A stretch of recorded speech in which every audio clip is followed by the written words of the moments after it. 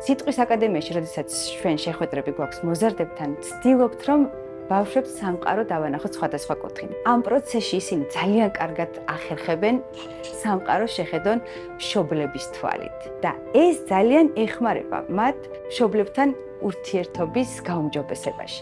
სწორედ ამიტომ გადავწყვიტეთ, რომ ახლა მშობლებმა შეხედონ სამყაროს ბავშვების თვალით. რადგან თუ კი ჩვენ გვინდა ჩვენი შვილის არასასურველი ქცევის ჩასწორება, ამას ჯანსაღი გზით მხოლოდ მაშინ მოვახერხებთ, თუ მათი თვალით შევხედავთ სამყაროსაც, ჩვენს თავსაც და ზოგადად მათ პრობლემებსაც. ფსიქოლოგები მასაც ამბობენ, რომ როცა ბავშვი ცუდად იქცევა, ყველაზე მეტად მაშინ უჭირს.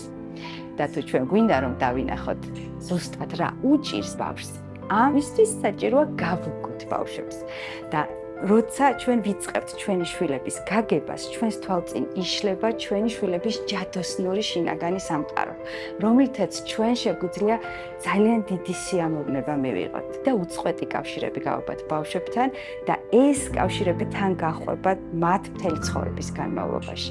ამ და კიდევ მრავალ მნიშვნელოვან თემაზე, რომელიც მშობელს აინტერესებს, ჩვენ სიტყვის აკადემიაში უკვე მშობლების კურსს ვიწყებთ და გელოდებით.